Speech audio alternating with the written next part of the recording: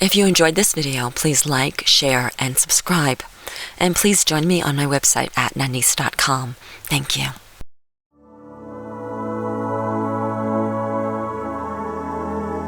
It's your time for Chai with Nanice. Get ready for substance, clarity, change, and especially empowerment. Get ready to turn over stones, uncover stories, and get to the heart of the matter in every area of your life. Any mood runs, any emotion flies, and your dreams are within your grasp. There are no limits or boundaries, and your comfort zone is out of reach, yet it's the safest place you will ever be. Come in, sit down, and have some chai with Nanice. Welcome to Chai with Nanice. I'm Nanice. Yesterday was Independence Day here in the United States, and we've kind of taken it for granted over the years. Certainly, it's something that has to do with us collectively as a country. But let's start thinking of that, what it means to each of us individually. What does Independence Day mean to you? How does your life change on a daily basis, depending on the choices you make and the choices you don't make?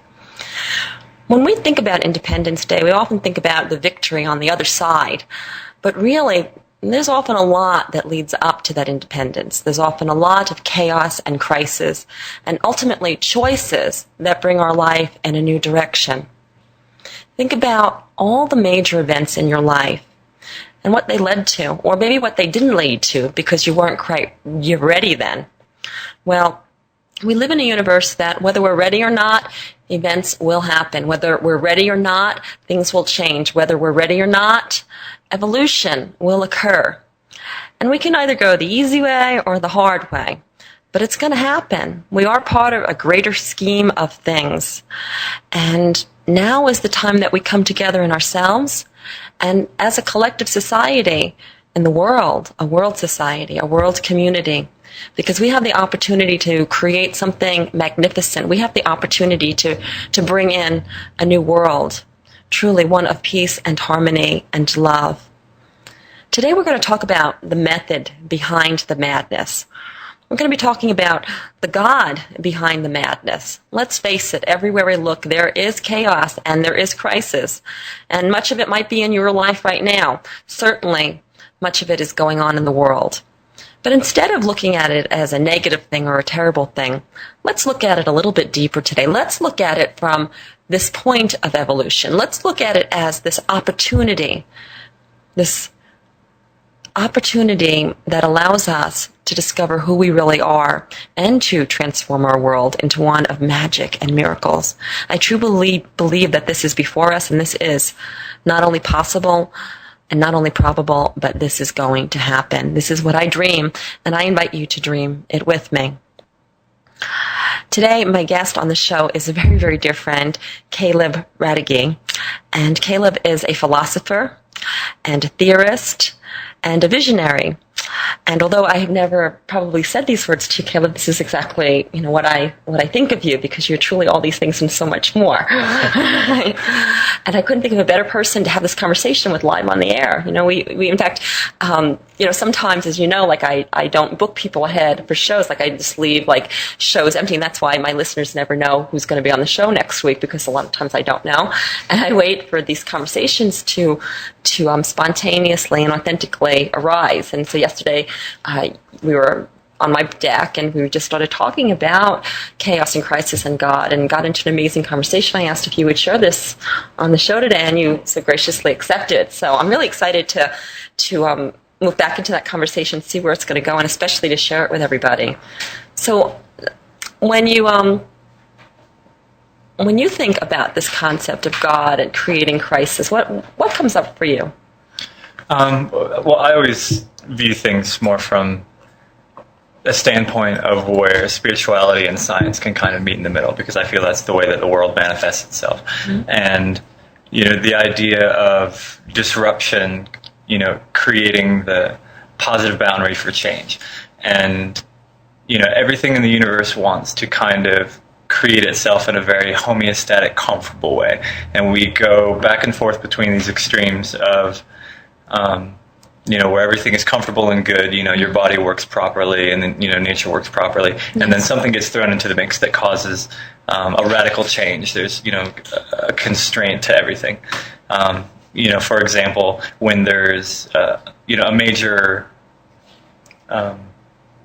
when there's like a hurricane or a rock slide or something natural happens in the environment, all the animals are affected by it. Some animals may become extinct, some animals may die, but there's always going to be this emergence of life from it. And it always thrives a lot more after that event. Homeostasis often causes a certain kind of stagnation, and so that disruption, that negative event often gives the energy for that thing to kind of spring forth into a new form of life. So we're here in Salt Lake City, and I see, we look out the window and there's these huge mountains. So am I correct? And you are the expert in this area. So am I correct to say that this might be something that you're talking about? That there was some destruction that happened in order for these beautiful, magnificent mountains, which I personally ski on, to happen. Absolutely. The plate tectonics, and the way that happens and the mountains shoot forth, and it creates a completely different ecosystem, and it creates an ecosystem that, supports a form of life that otherwise would not be present, so it introduces variety into the mix. If everything stayed homeostatic, it would, like I said, it would stagnate. It would never change. It would never grow or become different. And so those disruptive forces really allow us to kind of, like when we have troubling things happen in our lives, you know what I mean? And, it's hard to play into our emotions that way, but those are the things that lead us to these lessons and lead us to these answers and cause us to understand ourselves and the world around us better, and those are the gifts that disruption can bring us. And it goes, mentally, spiritually, physically, everything in the universe kind of wants to abide by that law. That's what causes our desire to push forward. So it's like a law of chaos, if I'm hearing you. So I believe that God or the universe, or however you want to call it, is like always pushing like towards life. Like it's always like moving towards life, and that chaos, destruction actually is moving towards life, even though it may seem like it's moving away from life. It may seem like it's destroying life. Like going back to the metaphor of these mountains, I'm sure that if, I don't know if anybody lived here at that time or not, I have no idea, but if somebody did, it would be a tremendous catastrophe, I'm sure, for whatever it took to create these mountains. But in the bigger picture, it was part of a beautiful creation process. Absolutely, and that's the microcosm macrocosm thing. The need of the greater. The one thing might have to be sacrificed. Like if you have a sunburn, the cells on the surface of your skin ultimately commit suicide to be able to shed that harmful energy. And that's just a natural part of any process. Cells in your body die every day, from things, natural and unnatural toxins and whatever it is, but the body knows how to kind of roll with those punches. The universe does the same thing. The earth does the same thing, and it's that, it's like a bouncing rubber ball. It hits something and that repercussive force, propels it in a different direction, but ultimately it's propelling it. So without chaos or crisis or even cells dying in the example that you gave, we actually would not survive. That's what I'm hearing you say. Absolutely. That without destruction we wouldn't be able to survive. That it's absolutely essential, not just for the planet but for the individual. In every scheme, on every level, it goes back to the yin and yang. What I mean? Of course, the light is beautiful, but the darkness is necessary, Right. and they feed each other, it's that give and take. It's more like a playfulness. I love that. I'm sure, but a lot of people who have been in earthquakes and tsunamis and stuff like that, I'm sure they're not thinking, oh, how playful. Oh, God is being so playful today. Look at that, 50-foot tsunami coming at me. Oh, silly God.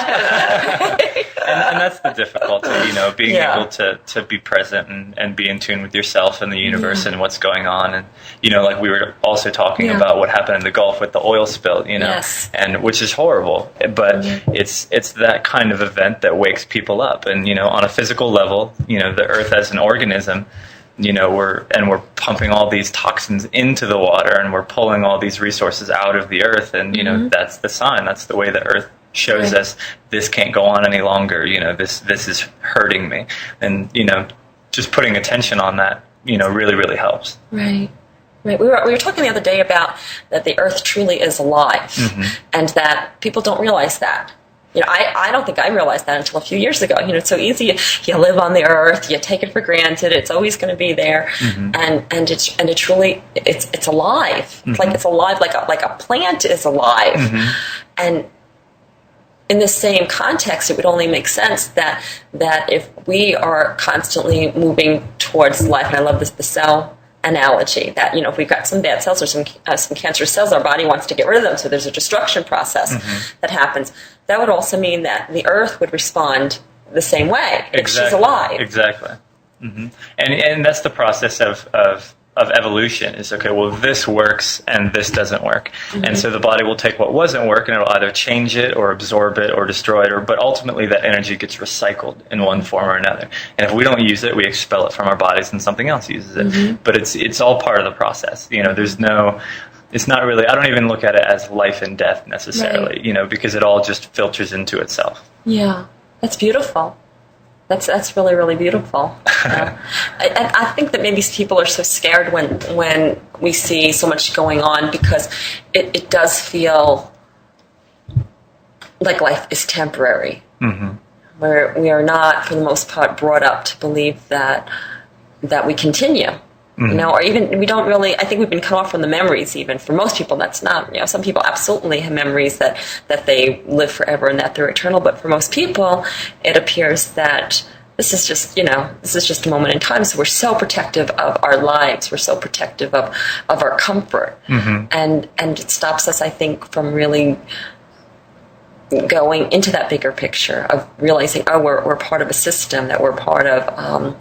We're part of life. That life doesn't end or begin with us. That we're part of life, and that if we're part of life and we recognize that life to be eternal, then we're eternal. And I think it goes back to understanding, being able to see things on all levels. You know what I mean? And in the material world, of course, nothing's permanent. Everything fades. Everything degrades. Everything gets old and dies. But looking at it from that standpoint, that's terrifying. But looking at it from all levels, it really eliminates a lot of that fear, knowing that, energetically speaking, there's no possible way that we could be destroyed. You know what I mean? And it's just a transitionary form. And I think the whole idea of permanence, what you're talking about, is a major stigma of our generation. Is this idea that we're trying to take these material things and make something permanent, make our society permanent, and make our legacy permanent. And and it's in that process that we're slowing ourselves down. We're ultimately stopping ourselves from growing by trying to make this process permanent in this world. You know what I mean? And obviously this world is just, it's like a machine. It's like your car. This is where we do our work. This is where we tinker. But ultimately, the function, what's running, is behind the scenes. It's not in that physical world. That's an amazing analogy. So you're saying that we're treating life, this is what I'm hearing you say, that we're treating life like it's permanent or should be permanent. So like my mind's going, well then, what should we be doing? Like, what would be the opposite? Like, how would we treat life in the context of this conversation? Where, well, I always think about what Terence McKenna says about it, and his opinion is that if we're in this process of evolution and we're building technology, we're understanding ourselves and the world around us, and there can only be one purpose for that, and that purpose is to serve the earth. Which is ultimately to serve each other. Life serves life. That's all it's there for, is to love. And in that loving process, it perpetuates itself. And so I think that the way to kind of manifest those things, the way to play into that, is to be receptive, being in tune with your intuition, and being present and being observant. And then when you see these energies working, and you learn to kind of identify them and say, okay, well, this is what the earth is doing, and at this time, this is what I am doing, and this is what our community is doing, and this is how all these energies are playing out. And then you understand your role. And when you understand your role, there's not really a question of what needs to be done or what doesn't need to be done. You feel it. You experience it. It's around you all the time. And this goes back to really knowing your purpose, because your role would be your purpose, and that if we're all part of this system, and we're all here to support the earth and each other and life as we know it, then that would mean that we do in fact have a particular purpose. And so maybe until we find our purpose is to find our purpose. Exactly. And I think that's the first clue. I mean, if you're supposed to do something, the first thing you have to figure out is what you're supposed to be doing. Right. And just like all the cells in your body, if your eyes didn't know how to be eyes, you wouldn't see. You know what I mean? But they know exactly what they're supposed to be doing. And then they give up their functionality to your will. You are their God. Yes. You know what I mean? And it's the same thing, the microcosm, macrocosm. Down to the smallest part to the largest part, it all functions ultimately in the same way. Yes. Wow. So I was listening to Greg Braden's The Lost Mode of Prayer this morning. It's quite brilliant, and one of the things that I heard him say was that a scientist discovered what would be and excuse my lack of the proper terminology, but like a Big Bang in the universe, just slightly less than the Big Bang that they believed created our universe. Really? Yes. Did you discover that recently? And I don't think so. I think these CDs are fairly old. I know that I've at least had them a couple of years. So, and I did hear about that on CNN. What about you? Yeah. and I'm fairly certain that after he shared that he said that since then they've discovered about 2,000 more of them. Wow. Yeah. Wow. I've heard of similar things. They call it Omega now, and it's this explosive force that, they've always thought that after the Big Bang, ultimately we expand and expand, and then the gravity will be too much, and then we pull in on ourselves, and then there's the big crunch. Yes. But what they're finding is that there's this thing called Omega, which is this energy that is actually causing the universe to prepare to expand again at an even faster rate. So, which doesn't make any sense to the scientific world. It takes energy for this kind of thing. It takes, but it's almost like the universe is expanded and then it's resting, and in this point we're in this transition where it's getting ready to expand even further. So that's interesting, because the way that I always consider the universe it seemed like, again, it was that, the inhale and the exhale, the dynamic, that you need the exhale to have the inhale. And what I'm hearing you say is that that's not true at all. That it's just the universe is just kind of rests and then it expands again. Well, it's kind of like if a balloon could breathe, and every in-breath made the balloon larger. So there's still an in-breath, out-breath, but every out-breath is a greater expansion than the first one. So the in-breath isn't necessarily a contraction. It's more like a gathering of energy forces. The exhaling expanded, and then all the energy was expended, and now we're in this period of rest where we're breathing in and gathering those energies again and preparing for the next expansion. Which is planetary alignments, like what you were just saying about there's all these other little Big Bangs going on around the universe, and the discovery of white singularities. All these things in the universe kind of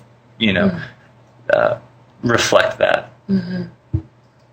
We're living in an amazing time. Absolutely. This is probably the most amazing time, like, in our course of history, and maybe even the most amazing time in all the universes of universes. I don't know, but I would imagine. Yeah. Oh, absolutely, and I believe that. I think that that's the process that we're on. I don't think that we're the only thing in the universe per se, but we're obviously at the crux of a very important event. That's obvious. Yes. There was I believe that there have been ancient ones who have said that this is the time of the big shift. And there's been many beings throughout history that have talked about this time. Like this time, we didn't arrive here accidentally. That we have been arriving to this time for a very, very, very long period of time. And so it's like, what do we do with it? So there's all this chaos and crisis going on around us, and we agree that we have a purpose, that we're each here for a particular purpose, that we're each a cell in the body of the planet, or a cell in the body of God, or however you want to think about it. And so how do you think people wake up to their sense of responsibility in it? We talked about, your purpose is to find your purpose, and then once you find it, that's your purpose. But there's a sense of responsibility that I think goes on when all this chaos is happening. And many people, and I was one of them for many years, I would just do that, stick my head, the ostrich, right? So the ostrich sticks their head in the sand, right? Gotta get my animals clear. So, I was an ostrich where crisis, my own personal life or whatever, and I would stick my head in the sand and, eventually take my hand out of the sand to see if everything was all clear, and, it would still be chaotic. There would still be crisis going on. And I think that a lot of people, they want to not stick their head in the sand, but they just don't know what to do. Yeah. They just don't know what to do. And this means the crisis that's going on a global level and the crisis that's going on an individual level. And much of it has to do with the health of the planet.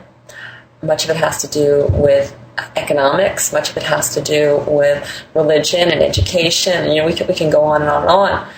And so I'm curious to know how you see that, how you see yourself and how you see other people actually stand up and step into that responsibility. Well, I think everybody's kind of predisposed to that. I think that's human nature. If you're confronted with something, I think the natural reaction, you've got your fight or flight response. It goes back to how your parents raise you, but ultimately, if everybody is operating it within the parameters of love, if some kind of crisis happened and the first place you go is that place of love, generally, what needs to happen is manifest. If you're surrounded by love, people will help you. If you're unclear, you have resources to find clarity. You know what I mean? But I think it takes a lot of courage. I think that's really what it comes down to, is having the courage to be okay, well, this is what I need to be looking at right now. Something bad happened, so I have to pay attention to this. Yes. And just the act of paying attention to things, I think, really alleviates a lot of the tension, the fear, and reveals a resolution. Because those are the things that cloud you. And going back to what happened in the Gulf, what I mean? And, not everybody can go out there and clean it up and participate in that way, but just showing love for what's going on, paying attention to it and having it in your thoughts, can literally bring about that change. It'll facilitate and manifest in your life what needs to be done for you. What role can you play? Because everybody has different talents and capabilities. And so that's the other part of it, is being tuned in with yourself. So knowing what's going on with the energies around you and knowing what's going on with the energies within you really is usually all that it takes to be able to make that connection. Beautifully said. Beautifully said, and it's combining the heart with the mind, the heart and mind. Absolutely. Yeah, and so I might add to that if we witness something going on out there with the oil spill, or it could be anything, that the way that I look at it is that means that it must be going on inside of me too. That if there's an oil spill out there, or if there's some kind of crisis out there that's not maybe directly affecting me, or maybe indirectly affecting me, or not affecting me at all as far as I can see. Of course, everything affects everyone. We know that. That I say to myself, oh, this has to be happening inside of me, and looking to see what that is, and making those corrections. And it's not about self-judgment. It's about responsibility and making those corrections in oneself. And I think that's what we're being asked to do. Yes, certainly it means for some physically going up and doing a cleanup, or helping in some way or the other. But for all, I think it means looking in and taking a responsibility. Now, we can take a responsibility for the way that we have been, ostriches with our heads in the sand, as far as, our world has been handled, and not paying attention and allowing ourselves to be hypnotized by the media, and all of that stuff. Absolutely. And I also think that there's something intrinsic inside of us that, if there's a problem out there, then there's a problem in here. Yeah, and that's obvious, because if there's a problem out there, there has to be. Right. Those things are caused by our society. And I think it's really easy for people to dissociate from that and say, oh, well, this oil spill happened. That's horrible. How did this happen? You know what I mean? But it's a direct result of everything we do on a daily basis, driving your car, the food that you eat. You know what I mean? Yes. And we're poisoning the earth, and we're poisoning ourselves on a daily basis. Yes. You know what I mean? And I feel like what the message here is that it's going to reach a crescendo. You know what I mean? Poison eventually kills, and something has to be done. And if everybody takes that personal responsibility, like what you were talking about, yes. You can't go to the golf, but you know what? I might be able to stop driving my car as much as I need to, or get rid of it altogether. Right. I can change the way I eat and eat locally, and then that reduces the carbon footprint for my state. Yes. Building the community, my community stronger, your community stronger, then all the communities are stronger. And just starting on that personal level really, really makes a big difference. And I think that's the primary way to go, is to start looking what's right in front of you with compassion with what's not right in front of you. Yes, yeah, absolutely. Very tangible and very, very doable. Of course, that makes so much sense. And I'm sure that there are people listening today that, I didn't realize that I could actually do something about it. I didn't realize that it's my responsibility and has been. That's empowering. As long as we think it's outside of ourselves, then we're disempowered, and from a state of disempowerment, we can't make any changes. Absolutely, and we're always in a state of power. That's the thing. That these companies exist because we give them power, and they will continue to do what they do until we take that power back. Right. And it's only on that personal level that can happen. We can't go to BP and put them all in jail and do it. Right. But just having compassion for ourselves in life, what I mean, will take their power away. Exactly. Yeah, and this is directly related back to our food supply system too. We've been talking about GMOs and all sorts of things like that, where we just we haven't been responsible for our food system. We've been kind of lackadaisical, where we just we go to the local supermarket and we buy what's there, not thinking about what it takes, what type of what word am I trying to go for? Like how companies have just done exactly what they've wanted in order to get the food on the shelves in the supermarkets, and not because they want to feed people, but because they want to make money. Because they want to make money. Yes, and so it's about really opening that Pandora's box, and ultimately saying, what, the emperor doesn't have any clothes on. Yeah. And I think that's the point that we're reaching. And without a crisis and chaos in the world, I don't think that would happen, because we've been so asleep for so long. Yeah. That we need a big wake-up call. Absolutely. And it'll happen. If a wake-up call is necessary, you'll get one. The universe will provide. Yes. Yes. And that's both individually and collectively as a planet. And that's what we're seeing. And that's where, the connection comes in. Everything's connected to everything else. And even the smallest ripple will affect the entire organism. Yes. Yeah. And that goes back to the holograph, or the holographic universe, that everything contains the whole and everything's contained in the whole. Exactly, yeah.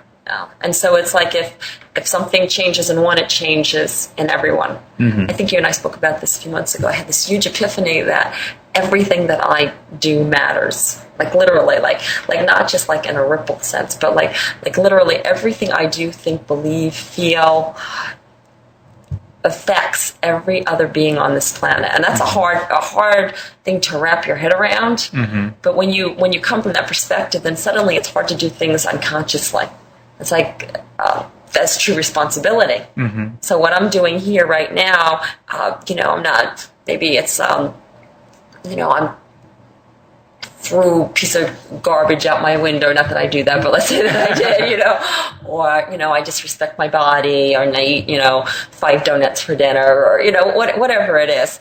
I'm not just doing it to myself, I'm doing it to the whole. Because what I do affects everyone else individually. And I think that when we arrive at that place, it's so much harder to do things unconsciously. Absolutely. So we talked about the Ho'oponopono, which I think that's really the way that you say it. I've been pronouncing it on the air wrong for many months now. So I won't even try. Okay, but I think that's the way you say it. And so I love this, because here's for those if you've heard this before and you're listening, here it is again. If you haven't heard it before, it's very profound. And so the Ho'oponopono prayer meditation became popular. Doctor and a psychologist or psychiatrist in Hawaii was asked to come into a high security prison for the criminally insane, and they had not been able to do anything to change the state of this facility. And doctors were leaving after weeks or months. There was lots of attacks. The inmates were violent, it was like if you went in to visit, you'd have to like have your back up against the wall and kind of, walk down the hall hoping that no one attacked you. It was pretty bad, and they tried everything. And all the traditional things didn't work, and, punishment and more punishment. Finally, they asked this doctor to come in, and I think it was Dr. Len, but I could be wrong about that. And he comes in, and they gave him a little office, and he never met with any of the patients. He never met with any of the inmates. All he would do is one by one, he would read their files. And he would read the files, and he would look at it, and he said, well, how does this relate to me in my life? Like, what is it about me that has created this? Totally taking responsibility for it. And he would sit there and just get really in touch with what it was inside of him, because he knew that nothing could happen outside of his reality. And if he was experiencing it, he created it on some level, even if he couldn't understand what that level was or is. And so he would go through this prayer, and he would say, I'm sorry, please, I'm sorry, like, I am so sorry that I created this, please forgive me. And whether he was saying that to God or to the inmate on some subconscious level, or, to himself, it didn't matter, because all those things are really the same anyway. He would say, I'm sorry, please forgive me, I love you, thank you. And the thank you being this place of like, it's done. Well, within a couple of years, the penitentiary was closed. It was completely closed because there weren't enough inmates. There became more doctors than there were inmates. There was more staff than there were inmates because they started healing. Mm-hmm. The recidivism rate went way down, and basically everything was turned around. Mm-hmm. And nothing changed. She never met with one patient, one inmate, not one. Wow. Yeah. Yeah, and that I think that is exactly what needs to happen on all scales, is just putting attention on something. Mm-hmm. You know what I mean? Like, yes. Once you focus your attention on anything, a particular task or a problem, or, even if it's something joyful, when you're focused on it, all the pieces fall in line. You figure it out. Mm-hmm. You know what I mean? Yes. And like with prison systems, we put people in prisons so we don't have to look at them, so we don't have to pay attention to them, so we can forget about how bad of people they are. Right. But if we focus our attention on that, it automatically starts that healing process. That's the same way what the body does. When you have a stomach ache, mm-hmm. You know what I mean? That lets you know, okay, well, there's something going on in my stomach. You pay attention to it. You drink some tea, you breathe, mm-hmm. you relax, and then it goes away. It starts that healing process. Right. So it might be more than just attention, though, because we can put attention on things and we can blame someone. Mm-hmm. And if we go back to the same example with somebody who, the criminally insane, and we go, oh, that bad person, did this, and we're putting attention on them, but we're putting attention on them that keeps that role in place. Mm-hmm. So maybe it's not just attention. Maybe it's from this place of like, taking responsibility. It's from this place of love. It's from this place of, I'm sorry, mm-hmm. Please forgive me. I love you. Absolutely. Well, like I said, you always start with a place of love. You always go to love first. And, your mind is what tells you where to go, but your heart is what gets you there. Oh, that's beautiful. So, you said, the attention itself, isn't all that's necessary. But when you're intent, mm-hmm. when there's that intention, like, I am concerned about this, and then you're focused on it, you're focused on it with love, mm-hmm. Then things play out in a positive way. Yes. So intention, it's really an energy, mm-hmm. an energy that we can create for ourselves. Mm-hmm. Absolutely. And it doesn't come from outside of ourselves. It comes from inside of ourselves. Mm-hmm. And what do we create our attention with? And the answer, the best answer is love. And sometimes it's not, right? But it's love.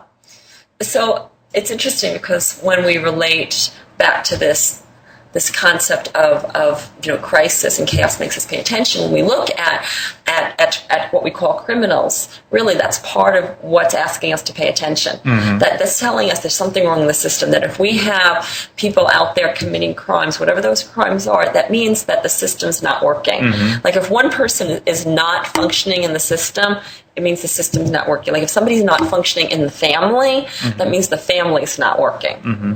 Absolutely. I remember my son, my two sons, Travis and Clay, and they're, as you know, they're 15, 13 now, and it was quite challenging and hellish up until about a year ago between the two of them. They would just try to kill each other. all the time. And, Travis was 2 years older and definitely the instigator of the problems. And the rest of the family is working just fine, but because their relationship wasn't working, it affected everyone in the family, therefore making the family not work. And I would sit down and talk to him, after these situations would happen. And I would say, Travis, it's up to you to change this. Like, it's your responsibility. He was older. He was instigating it. Clay, of course, was participating. Was feeding into yes, it. Yeah, absolutely. And Clay was feeling powerless and making Travis react. And Travis was reacting and, was going back and forth, this really bad dynamic. And I knew that Travis needed to figure it out.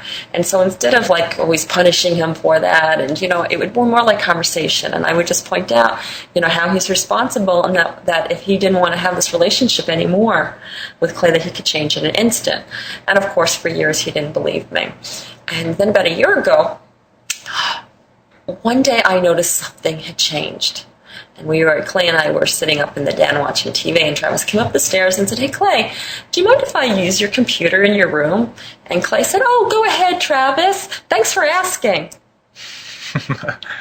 It's got to be a little disconcerting what's going on here. Exactly, what just happened? So I started paying attention, And what I noticed was that over the next few days that their whole relationship had changed, that it went from just complete rivals, just complete, constant friction and battles and all of this, to best friends. And so I went to Travis and I said, "Hey, Travis, you and Clay, you seem to be getting along really great. What happened?"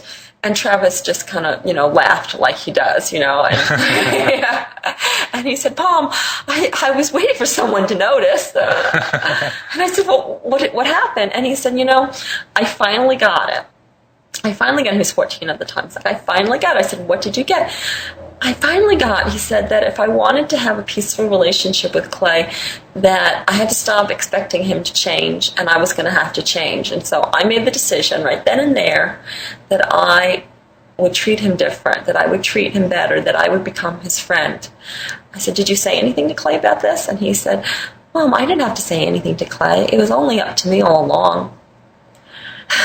Wow.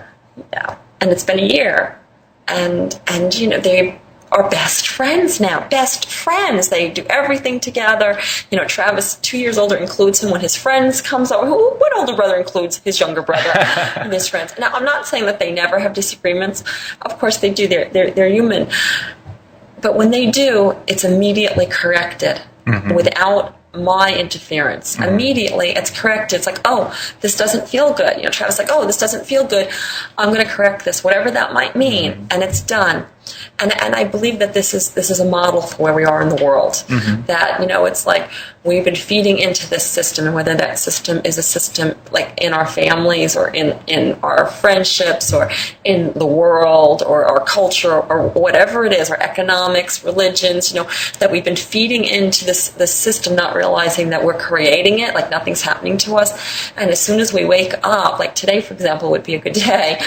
So as soon as we wake up and say, "Wait, it's my responsibility. I'm going to make a different choice right now, and I'm going to stick to that choice," and then not only do we change, but the system in which we have been relating to and has been relating to us instantly changes without us having to change the system.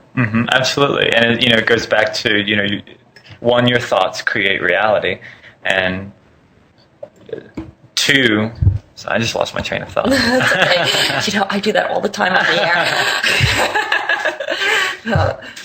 So we were talking about... So systems. So we're talking about systems and how that when, I just have to decide to be different and then the system changes. Oh, yeah. Well, and I was going to say that we were having a conversation last night about judgment. Yes. And, of course, a negative judgment is bad, but a positive judgment can be bad too. Yes. Any judgment basically, takes the object that you're judging and it puts it in a box and says, "This is how you exist by my perception." Yes. And that person can't really, or that thing can't really break free of that cage that you've created. And even a positive judgment, you know what I mean? Like with politicians, I like that politician. He's going to do a lot of good. And then, what happens 6 months later when some controversy comes up and, and that has deceived people. There was a positive judgment on him. And to be able to see things clearly, you know what I mean? Look at things without a past, without being tainted by whatever has come before that moment that you're in. Because that's what judgment is I look at you and then I create you based on what I know about myself and, what I can see in you or whatever. But that's not how you exist. You know what I mean? And I think the goal is for everyone to try really hard to relate to other people and see them for exactly who they are. And of course I'm going to have a judgment. I'm going to walk into a room and say, I like the feel of that person. You know what I mean? But because to be that's open, how we've survived up until now. It's like we need to be discerning, like who we relate to and who we don't. And it's a trial and error process. It's you are who you are, and I see you for what I see you. And the more I relate to you, the more we share love, the closer those two images come to meet in the middle. And then I really see you, and that judgment can dissipate. I don't need the judgment anymore because I see you, and that's being in tune.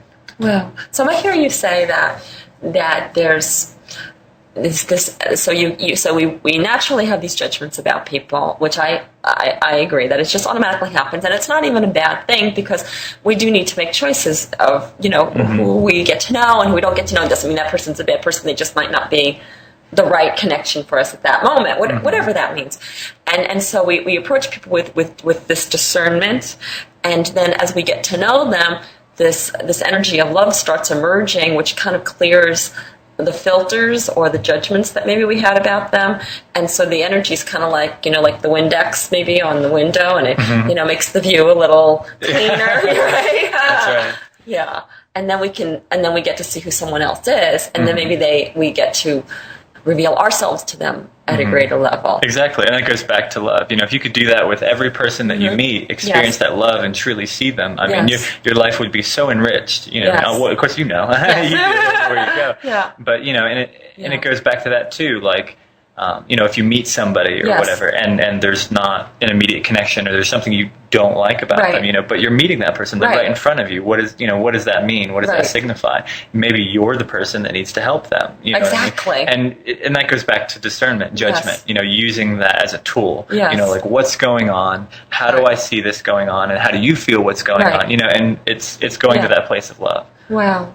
No, I experience myself as being I'm in anticipation of being of service or in service. Like I'm like wherever I go, I'm in anticipation. I've never said it like this before, so thank you for helping me clarify it. But it's just like I go to Whole Foods, or I go to the bank or the post office, or what, and I'm in anticipation of being in service. And so to be in anticipation of being in service, I have to see somebody.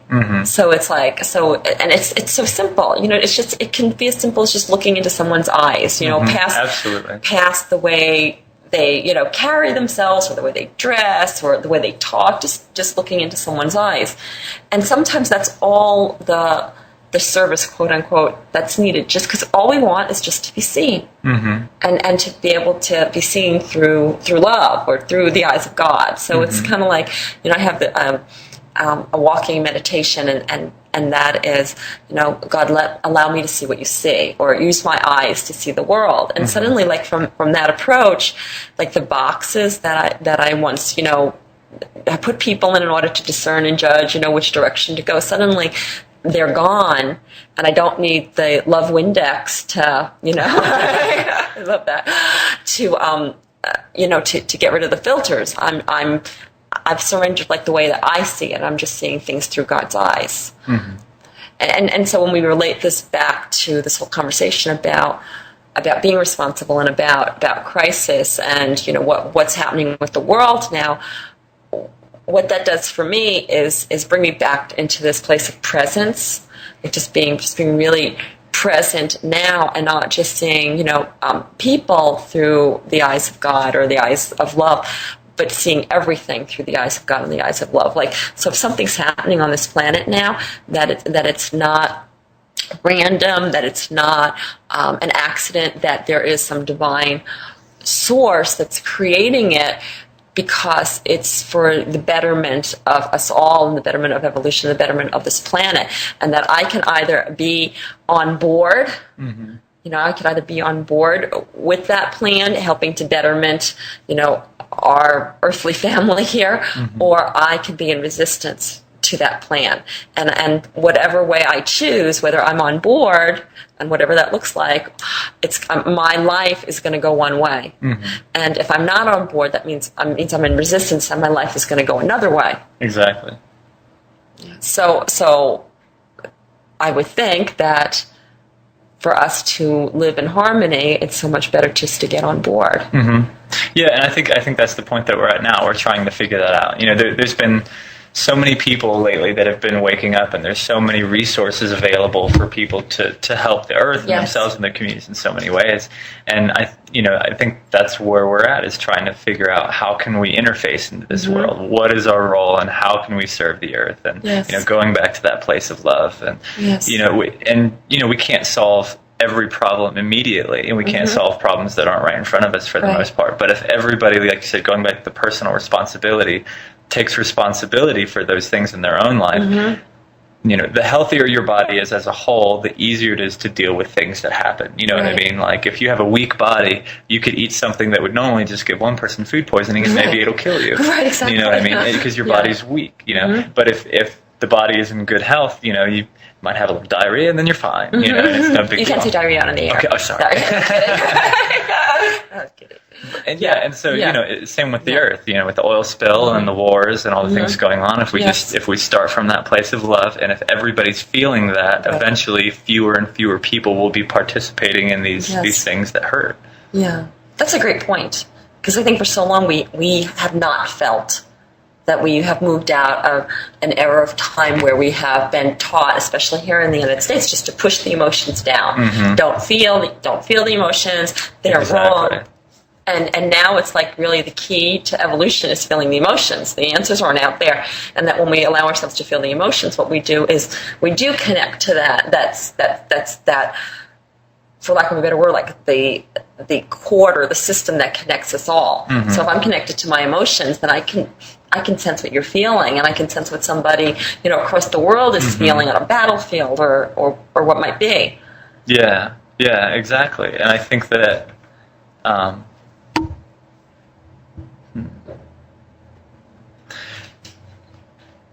sorry, I'm trying to formulate my thoughts. That's okay.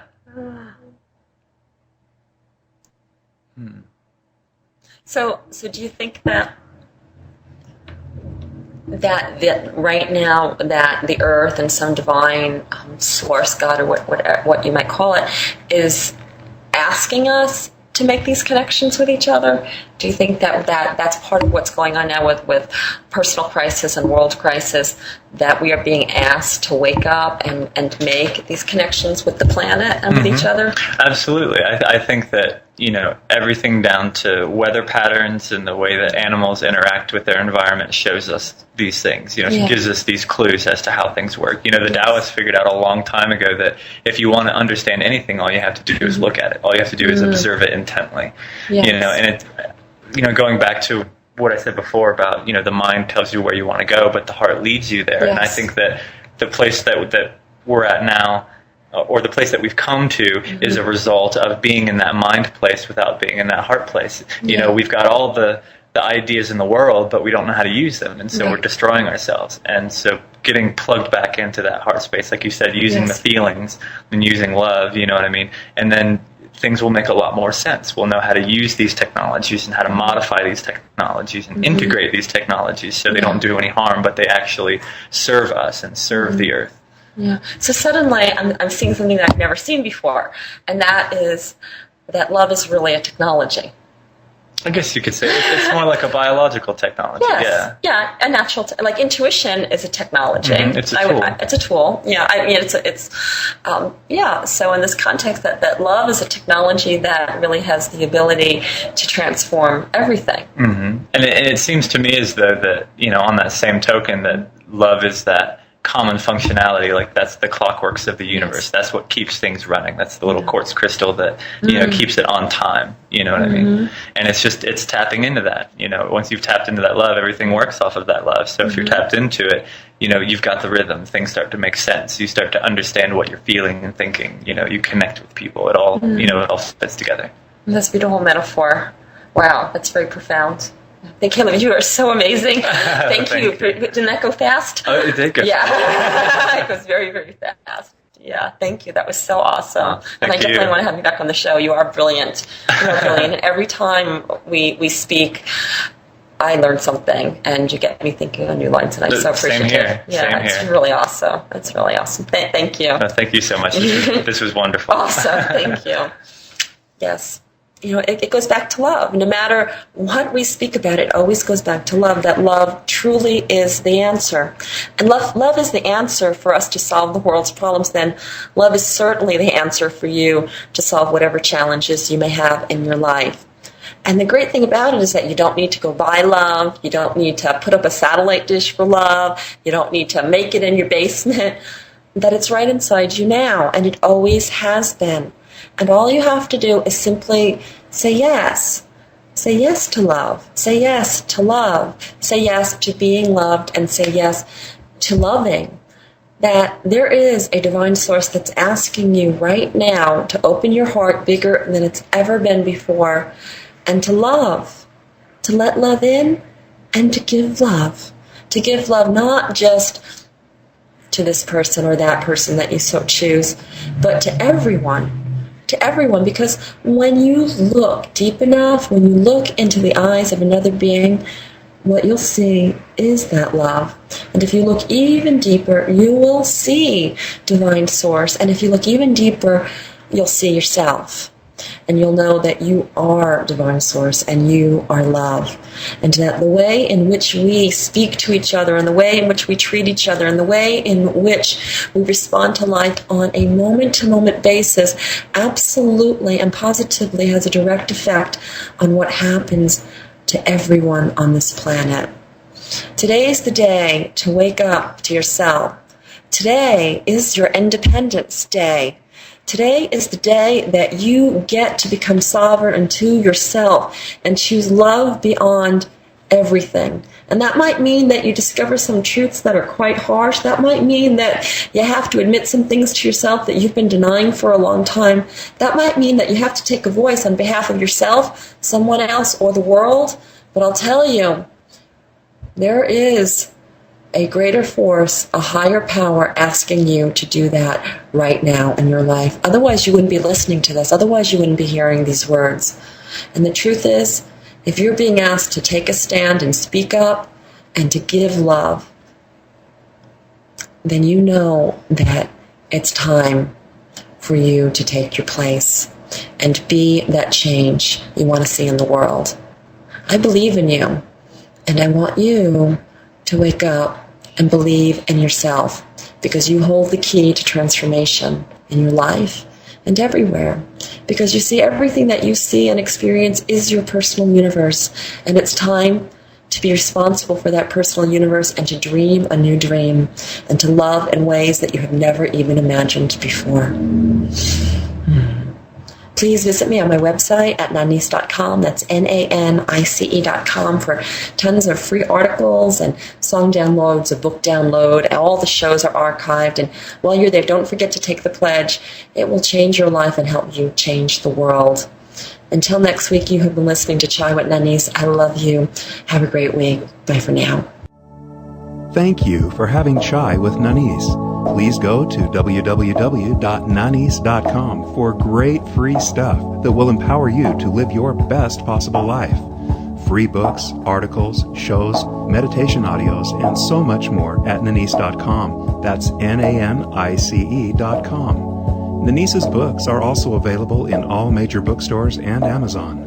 Check out The Infinite Power of You, Even Gandhi Got Hungry and Buddha Got Mad, Zest Point, Lip Prints, and many others by Nanice Ellis. To find out about one-on-one coaching and how Nanice can personally coach you to experience your best life possible, please email mybestlife@nanice.com.